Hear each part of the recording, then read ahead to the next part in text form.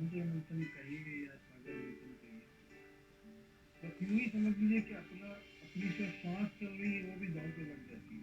बिल्कुल। ये स्थिति अभी मेरी चल रही है फिलहाल। ये मत आप इसमें आप मतलब ऐसा आर्ट बना के बोलना अच्छा नहीं लगता मुझे। मेरी जो स्थिति है बस मैं एक एक सांस को लेके चल रहा हूँ। ये समझ लीजिए कि ये हम्म। अगला सांस भी मेरा हम्म। अंतिम सांस हो सकता है। और इसमें भय जो है एक रोल अदा कर रहा है, हम्म। तो उसको भी देखा जा रहा है। बिल्कुल। बट हिम्मत कहीं ना कहीं थोड़ा सा, आप एक तूफान बोलते हैं ना, वो हिम्मत का जो डोर छूटने का जो डर है, कहते हैं ना कि जैसा खुले आसमान में आमंत्रण मिला है लेकिन पैरों को जमीन के खिसकने का डर है। ये स्थिति है। बिल्कुल। आप समझ गए हम थोड़ा सा नहीं, हल्का बिल्कुल बिल्कुल बिल्कुल। बहुत सुंदर बात कही आपने जो बताई, बहुत सुंदर बात है, सभी साधक के काम की बात है। उसके बारे में कुछ जरूर से बहुत कहूँ। मतलब जी, आपका जो आपकी जो वाणी जो वो वीणा मेरे अंदर की वीणा को छेड़ दिया। तो अब ऐसा है कि जो स्थिति मेरी चल रही है वो तो मैं आपके आपसे नहीं कहूंगा तो किससे कहूंगा। बिल्कुल बिल्कुल। डॉक्टर के सामने नग्न हो जाना। ये अब कैसा है, ये एकदम आप सही कह रहे हैं। बस गंगा में जाते हैं लोग स्नान करके, लेकिन मन को नंगा नहीं करते हैं। बिल्कुल। प्रॉब्लम ये है, वो तो गुरु के हम पास ही हो पोटली सकता है। पोटली में छुपा। हाँ, तो हम क्या करते हैं स्वामी जी, पोटली में छुपा के रखते हैं। हम्म। बहुत सारी चीजें पोटली में छुपा के रखते हैं। बिल्कुल बिल्कुल। और परमात्मा तो मतलब ट्रांसपेरेंट है ना, सही वो तो बात आंख कही। पर अदृश्य है एकदम। तो इसके लिए मुझे हिम्मत या भय, ये दोनों में शायद द्वंद्वता चल रही है। ये तो कंफर्म है, मृत्यु अटल सत्य है, कंफर्म है। हम्म। बट फिर भय किसको लग रहा है? बिल्कुल। ठीक है, समझा रहा हूँ, सुनिए आप। जी जी। बहुत सुंदर बात कही स्वामी जी ने। उनका अपना अनुभव है, स्वाद है, उनकी अपनी पीड़ा है। जो पीड़ा से निकलता है ना प्रश्न, जो परिस्थिति से निकलता है ना, वो साधक के बहुत काम का प्रश्न होता है। क्योंकि आज नहीं तो कल उस मुकाम पर, उस स्टेशन पर साधक आता है, तो उसे समझना बहुत जरूरी है।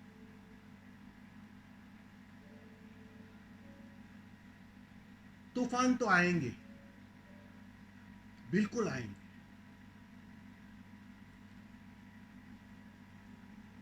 जैसे जैसे गहराई आती है, स्वाद आता है, तुम इस एक गहराई में गोता लगाते हो। परिणाम क्या होता है? परिणाम में यह होता है कि मन मिटना शुरू होता है, खोना शुरू होता है। भय एक ही है, मृत्यु का, खोने का। जब तक शरीर ही सब कुछ था, शरीर के अतिरिक्त और कोई बोध न था कि मैं और कुछ हूं, उसकी समझ ना थी, तो शारीरिक मृत्यु की भय बनी रहती है। जो साधारणतः लोग डर डर कर जो जीते हैं ना, वास्तव में कहो तो मर मर के जीते हैं, वो मृत्यु का भय है। लेकिन साधक, साधक का मतलब क्या है? जो उससे भी गहरी मृत्यु के लिए तैयार हो गया, राजी हो गया। तुम जब संन्यास लेते हो, जो मैंने अभी शुरू में बात बताई, संन्यास का मतलब ही इतना है कि वो शारीरिक साधारण मृत्यु तो मैंने बहुत बार जान ली, लेकिन वह मन की मृत्यु जिसकी कोई खबर नहीं, कैसी होगी, कैसी परिस्थिति होगी, क्या अवस्था होगी, कैसी बेचैनियां आएगी जिसकी कोई खबर नहीं। संन्यास वो साहस है उस अनजान मृत्यु के लिए अपने को तैयार करना। तुम तैयार करते हो अपने को, राजी करते हो कि इस बार तो हो जाए, दाव लगा ही दे। दाव लगाने के वक्त आने वाली बेचैनियों को तुम जानते नहीं हो, वो तो आएगी तब आएगी। तुम ध्यान करते जाते हो, परिस्थिति निर्मित होती जाती है, और जैसे जैसे वो परिस्थिति करीब आने लगती है ना, तो मन को एक वास्तव में घबराहट शुरू हो जाती है, डर शुरू हो जाता है कि अब मैं मिटा, अब मैं मरा, क्या करूं, कैसे करूं, समझ नहीं आ रहा है।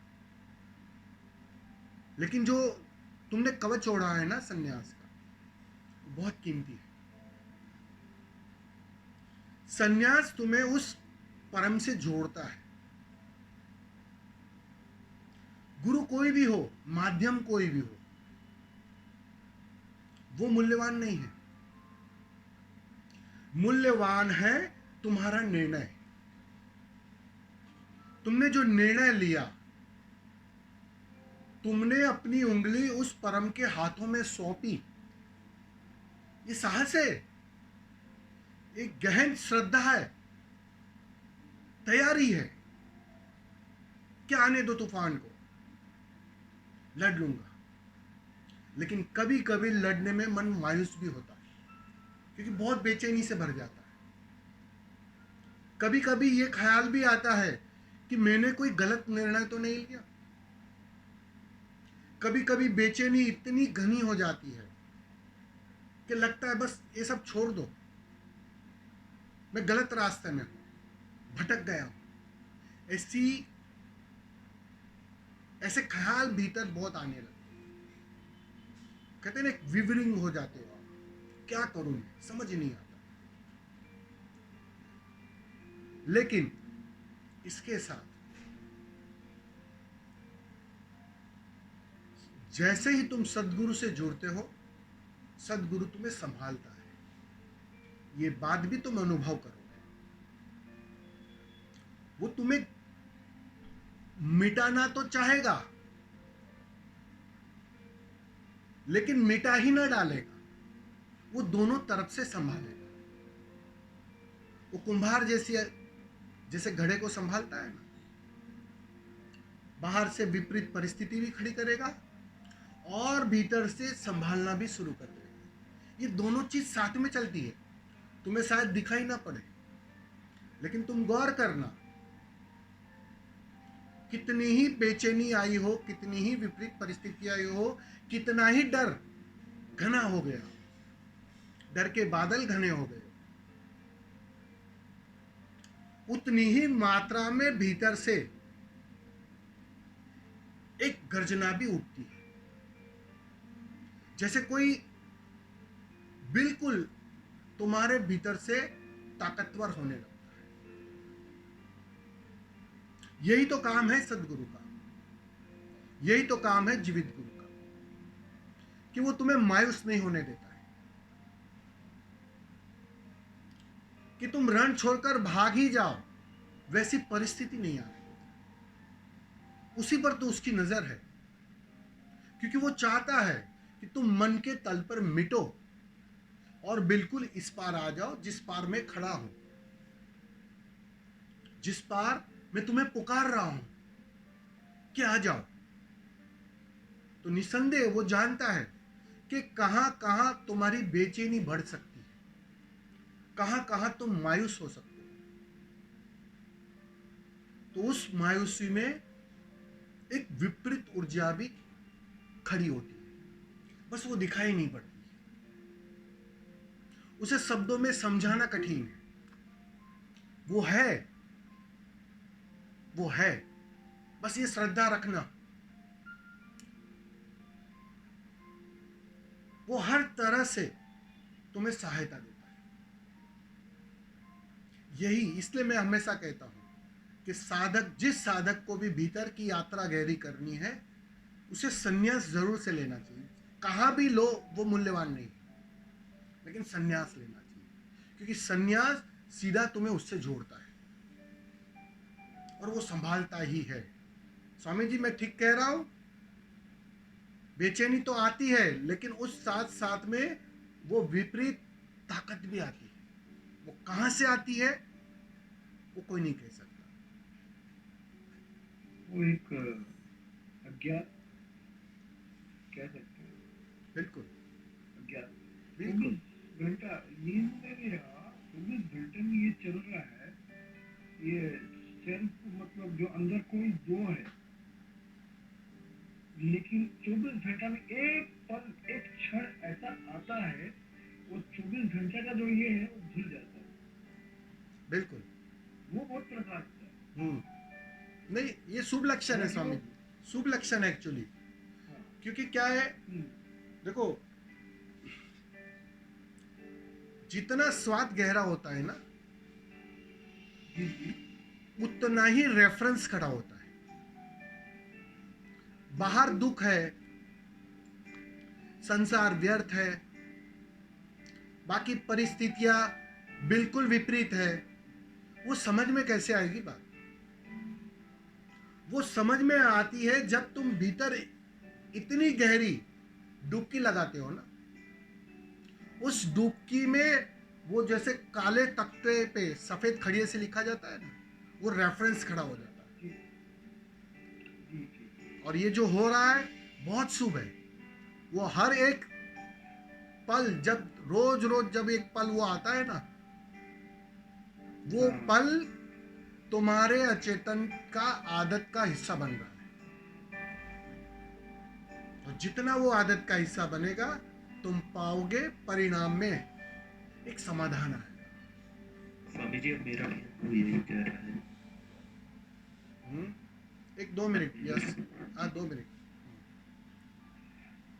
एक स्थिति ऐसी है कि मैं आपको मतलब आपकी हर चीज उतर रही है कि नहीं, सुनते ही अंदर की वीणा बजने लगी है। बट स्वामी जी, एक स्थिति ऐसी आती है, उसका मैं शब्दकोश से शब्द भी ढूंढ के नहीं बोल पा रहा हूँ। शायद मेरा इशारा समझ गए। बिल्कुल बिल्कुल बिल्कुल। तुम ना बोलोगे तो बहुत आसानी से समझ जाऊंगा, बहुत आसानी से समझ जाऊंगा, क्योंकि मौन की भाषा मुझे आती है।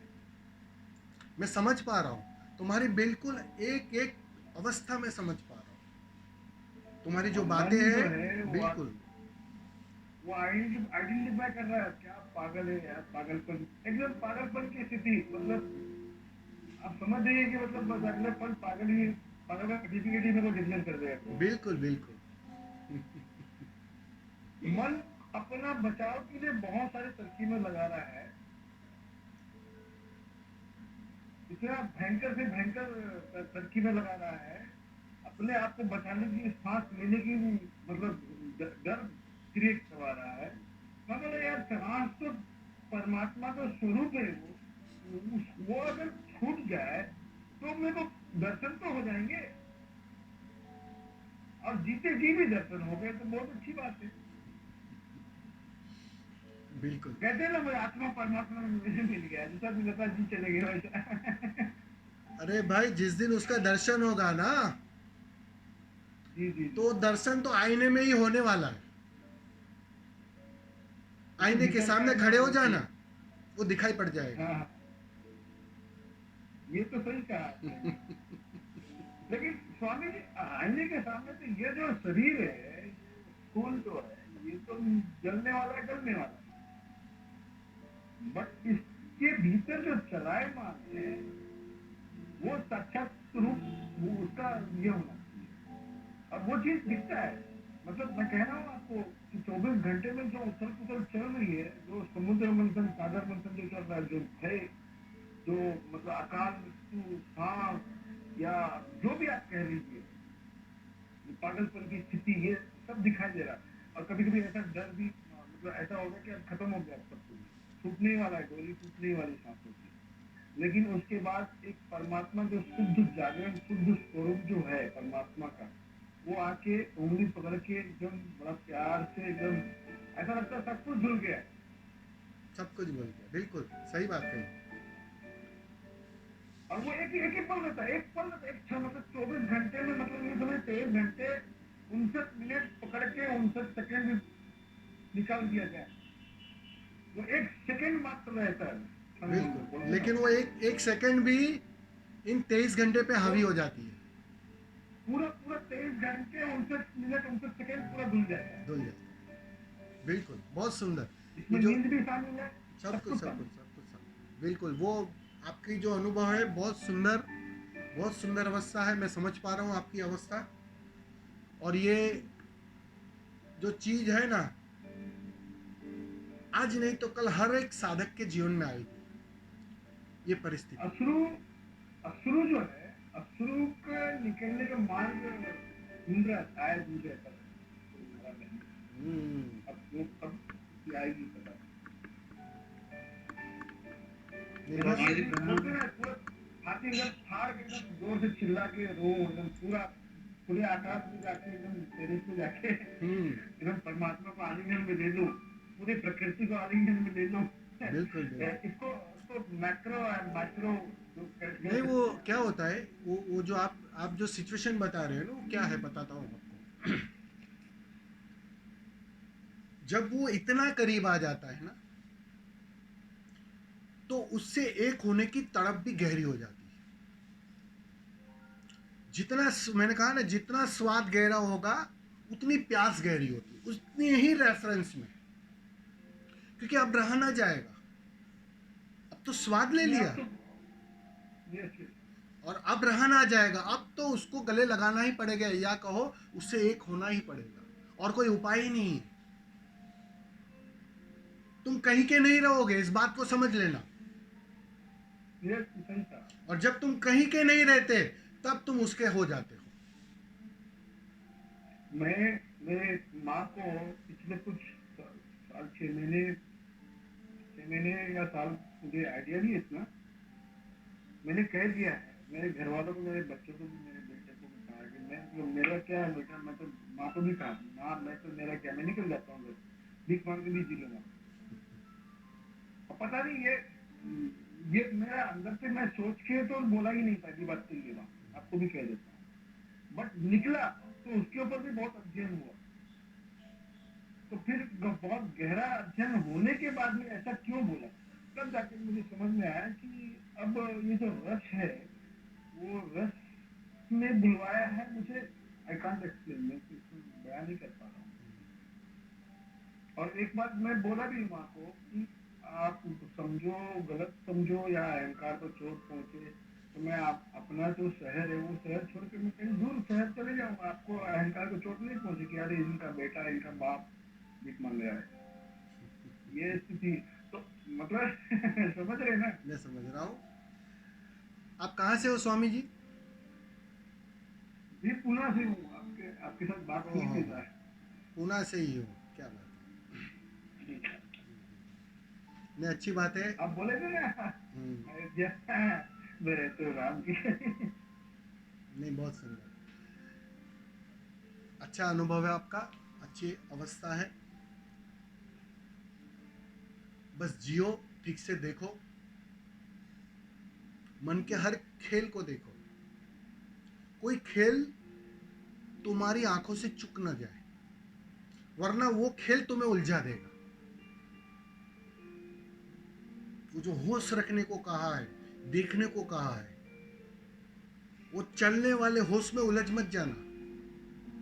मैं तुम्हें कह देता हूं कि कदम चल रहे हैं, होश रहा नहीं रहा, चाय पी रहे हो, होश रहा नहीं रहा, ठीक है, वो चुक भी जाओगे तो चल जाएगा।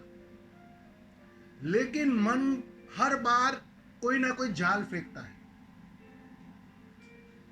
उस जाल ये के, तो कहा, सही कहा। हाँ, बस उस जाल के समय थोड़े जागरूक रहना, थोड़ा अवेयर रहना। आर्टिफिशियल, आर्टिफिशियल, आर्टिफिशियल, बिल्कुल। सही सही कहा। स्वामी जी प्रणाम। स्वामी जी, मैं भी अभी कुछ कहना चाहता हूँ। अभी तक जो भी बात हुई वो मेरा अनुभव रहा। आपसे मैं कई बार पूछा करता था कि ये हालात क्यों परेशान कर रही है, क्यों है, कैसा है। अभी मैं कह रहा हूँ कि ये अनुभव है इस हिसाब से। लेकिन एक चीज़ मैंने गौर किया स्वामी जी कि मतलब अहंकार कैसे मजबूत होता है। मैं गौर कर रहा हूँ कि बाहर की जो घटनाएं होती हैं कई बार ये अहंकार को मजबूत भी कर देती है। जो बाहर से चोट पड़ती है ये अपने आप अहंकार को निर्मित भी करती है। ऐसा भी होता है स्वामी जी? क्या क्या बाहर की चोट अहंकार को मजबूत कर रही है, आपका ये कहने का मतलब है? हाँ, कई बार वो भी होता है। मतलब किस अर्थों में, कैसी चोट की आप बात कर रहे हो? माने कि आपको आप मान लीजिए कि आप